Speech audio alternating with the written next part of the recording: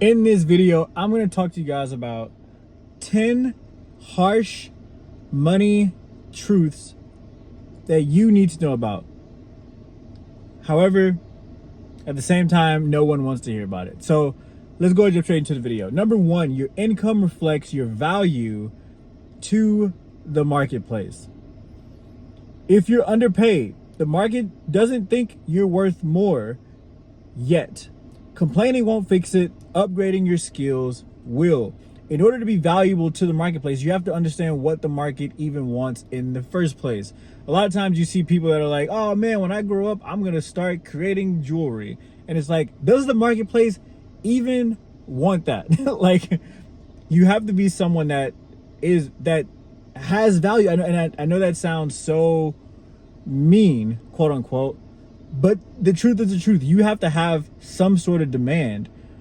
Like, there has to be some sort of demand to what you offer. You can't just say, oh, I'm going to start doing this and expect people to want it just because you supply it. It's just not the way the world works, and it never will work that way. So the very first thing you have to do is find value or create value for the marketplace. Find value that the marketplace needs, or create value that the marketplace needs.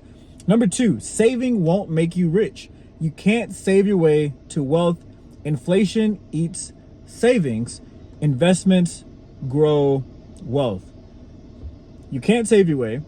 Inflation eats savings. Investments grow wealth. That's all you need to know.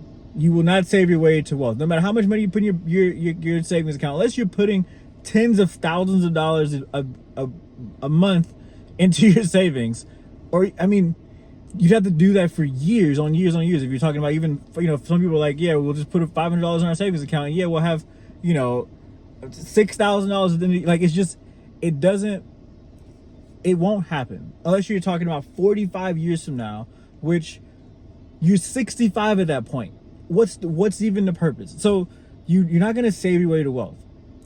The savings is for emergency. Is for if you lost your job, you still have 6 to 12 months to live on. If your tire blew out, you can still go and get that fixed. That's what savings is for. Once you save to a certain point, you need to start investing. I suggest doing both at the same time. But if you can't, save until you have 3 to 6 months of income in the bank, and then let's start talking about investments. Let's start talking about what we can do with this money and how to grow your actual wealth.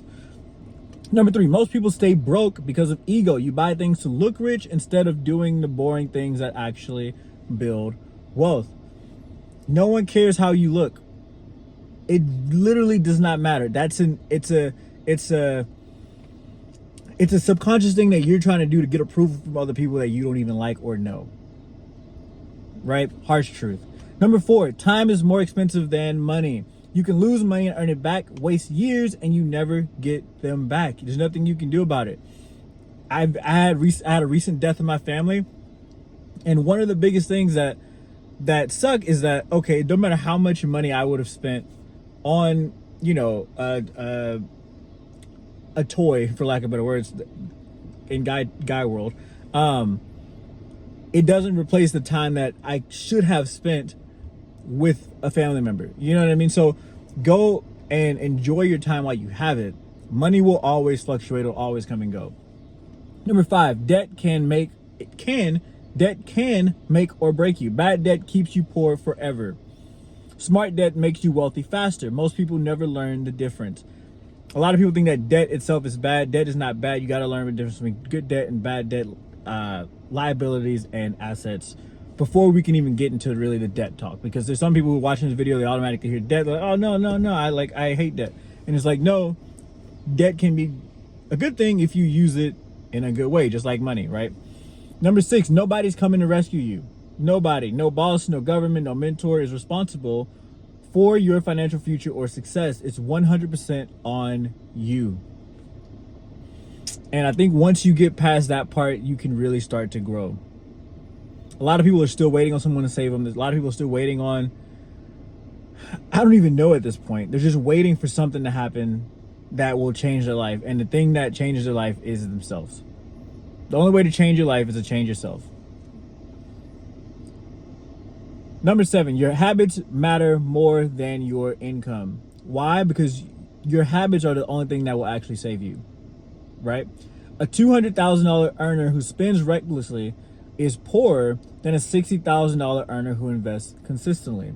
It's not about the income, it's about the profit.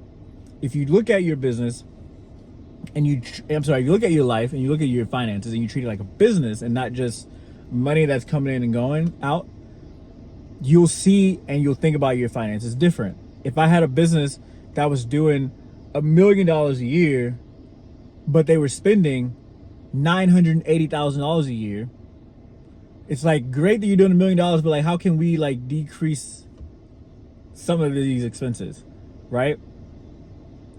However, if you're a business that's doing $300,000 a year, but your overhead is $10,000 a year, which one would you rather, right? That's how you gotta look at your life. The amount that someone makes doesn't matter if their income, if their expenses are matching their income.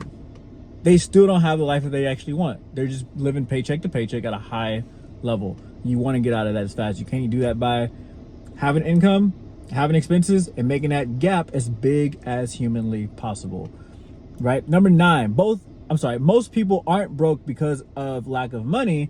It's lack of discipline, which is why you have multi-millionaires that will literally somehow be broke in 3 to 5 years. Happens all the time, happens to athletes, entertainers, celebrities, all the time. Heck, there's stuff going around by Justin Bieber right now, who made well over $100 million walking around asking for thousands of dollars. It doesn't make any sense, but the thing is lack of discipline, right? Number 10, if you don't learn to control money, money will always control you. It will decide your stress, your freedom, your options, and your future unless you master it.